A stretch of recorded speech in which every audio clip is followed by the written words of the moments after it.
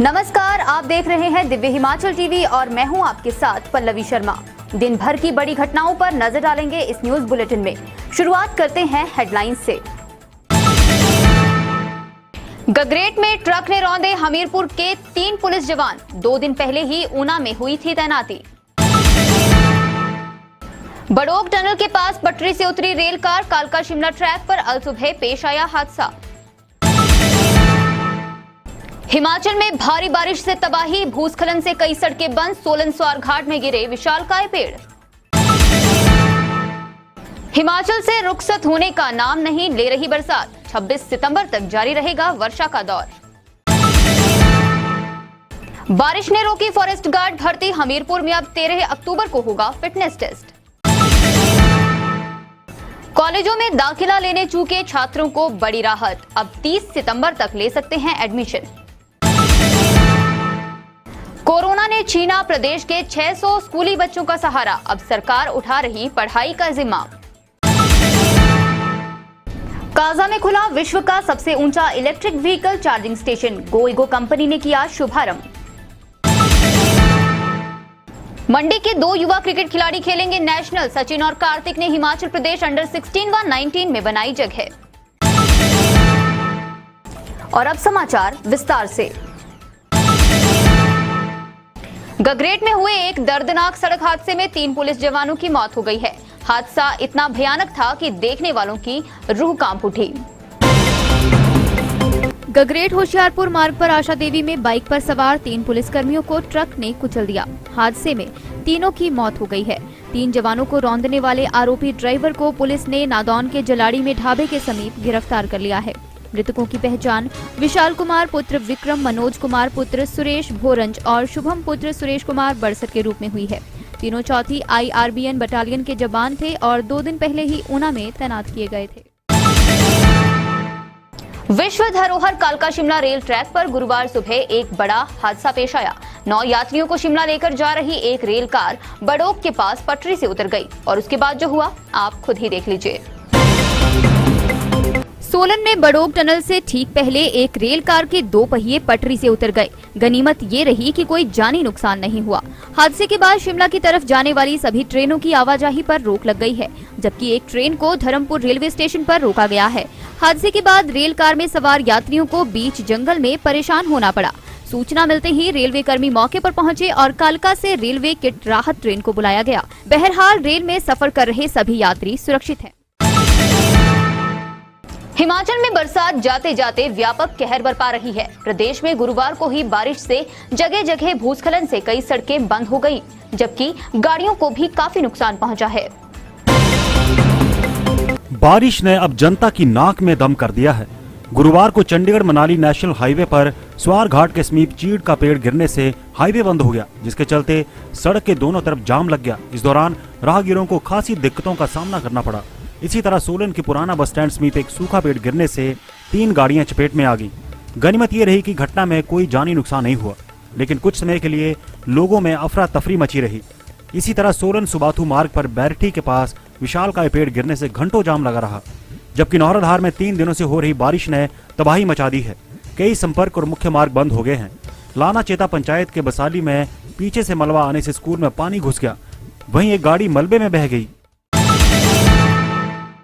हिमाचल से बरसात रुखसत होने का नाम नहीं ले रही है। सितंबर खत्म होने को है और बारिश है कि रुकने का नाम ही नहीं ले रही, जबकि पहाड़ों पर भी हिमपात से ठंड का दौर शुरू हो गया है। हिमाचल प्रदेश में गुरुवार को येलो अलर्ट के बीच भारी बारिश हुई। सोलन में मूसलाधार बारिश से पूरा शहर तालाब बन गया।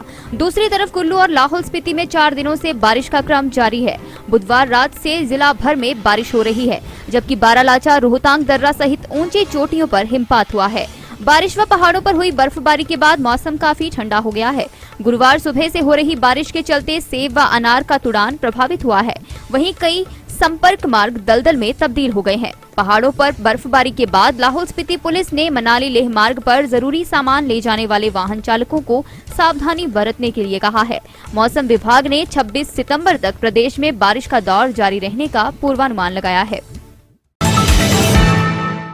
बारिश ने गुरुवार को हिमाचल के सैकड़ों युवाओं के अरमानों पर पानी फेर दिया और फॉरेस्ट गार्ड बनने की तैयारी करने आए नौजवानों को मायूस ही लौटना पड़ा। हमीरपुर में चल रही फॉरेस्ट गार्ड भर्ती बारिश के चलते रद्द कर दी गई है। ऐसे में युवाओं को बिना फिटनेस टेस्ट दिए ही घर लौटना पड़ा। संबंधित युवाओं की भर्ती अब 13 अक्टूबर को आयोजित की जाएगी। फॉरेस्ट सर्किल हमीरपुर में फॉरेस्ट गार्ड भर्ती बहुतकनीकी कॉलेज बड्डू में चल रही है। भर्ती के तीसरे दिन हमीरपुर, ऊना और देहरा डिवीजन के 925 युवाओं को भर्ती के लिए बुलाया गया था, लेकिन बारिश का क्रम लगातार जारी रहा। मैदान भी पानी से भर गया था। ऐसे में फॉरेस्ट गार्ड भर्ती मजबूरन रद्द करनी पड़ी।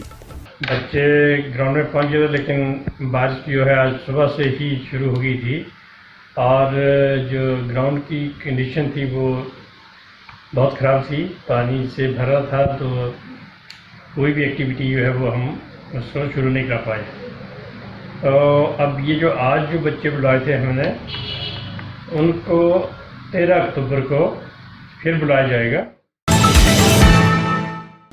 प्रदेश के कॉलेजों में एडमिशन से चूके अंडर ग्रेजुएट छात्रों के लिए राहत भरी खबर है। अब वे 30 तक महाविद्यालयों में दाखिला ले सकेंगे।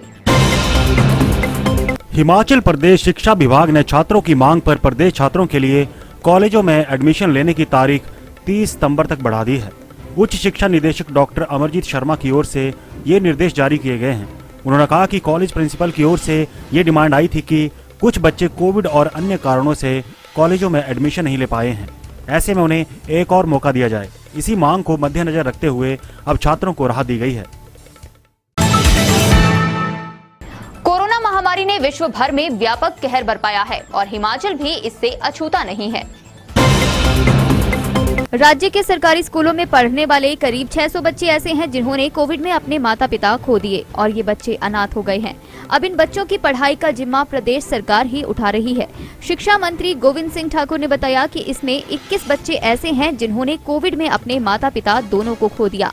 इसमें से सरकारी स्कूल के 299 जबकि प्राइवेट स्कूल के 280 बच्चे हैं जिन्होंने माँ या बाप दोनों में से किसी एक को खो दिया। शिक्षा मंत्री ने ये भी कहा कि केंद्र सरकार ने कोविड में अपनी जान गंवाने वाले फ्रंटलाइन वर्कर को 50 लाख का मुआवजा देने की बात कही है, लेकिन अनाथ हुए इन बच्चों के लिए फिलहाल प्रदेश सरकार ने कोई राहत नहीं दी है। इलेक्ट्रिक गाड़ियों की तरफ हिमाचल के बढ़ते कदमों को एक और संजीवनी मिली है। लाहौल स्पीति में विश्व का सबसे ऊंचा इलेक्ट्रिक व्हीकल चार्जिंग स्टेशन खोला गया है। समुद्र तल से 3800 मीटर की ऊंचाई पर स्थित लाहौल स्पीति के काजा में विश्व का सबसे ऊंचा व्हीकल चार्जिंग स्टेशन खुल गया है। गुरुवार को गो ईगो नेटवर्किंग कंपनी ने काजा में इलेक्ट्रिक वाहनों के चार्जिंग स्टेशन का शुभारंभ किया।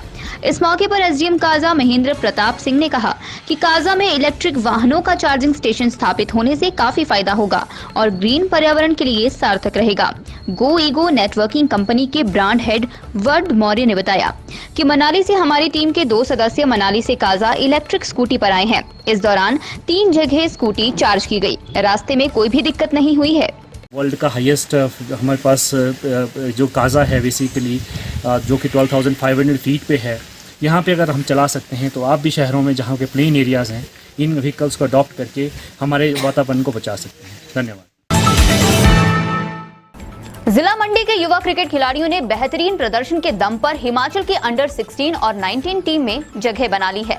दोनों अब नेशनल खेलेंगे। जिला मंडी के डेहर प्रीमियर क्रिकेट लीग के 2 युवा खिलाड़ियों ने अपनी खेल प्रतिभा के दम पर हिमाचल की अंडर 16 और 19 टीम में जगह सुनिश्चित कर ली है। एचपीसीए ने युवा खिलाड़ी सचिन को अंडर 16 नेशनल क्रिकेट टूर्नामेंट के लिए चयनित किया है। यह प्रतियोगिता अगले महीने शुरू होने जा रही है। इसके अलावा अंडर 19 में कार्तिक शर्मा ने बीसीसीआई द्वारा आयोजित की जाने वाली वीनू मांगड़ अंडर 19 क्रिकेट प्रतियोगिता जो कि नेशनल लेवल पर खेली जाएगी उसमें जगह बनाई है। उनका चयन गुरुवार को Himachal Pradesh under 19 cricket team के लिए किया गया है। और अब चलते चलते जवाली में मोटरसाइकिल सवार युवक से 1 किलो चूरा पोस्त और 33 ग्राम चरस बरामद। चलवाड़ा का रहने वाला है आरोपी। स्कूलों को 31 अक्टूबर तक भेजनी होगी शिक्षकों की एसीआर। विभाग ने प्रिंसिपल और हेडमास्टर को जारी किए आदेश। हिमाचल में 9 महीने में दर्ज हुए साइबर क्राइम के 3,816 मामले। 41 लाख में से अब तक रिकवर हुए 30 लाख रुपए। गलोड़ टिप्पर सड़क की टायरिंग पर मचा बवाल, भरी बारिश के बीच शुरू कर दिया काम, अधिकारियों से भी हुई बहसबाजी। आज के न्यूज बुलेटिन में इतना ही। रात 9 बजे देखना ना भूलें शिमला से हमारा विशेष लाइव प्रसारण।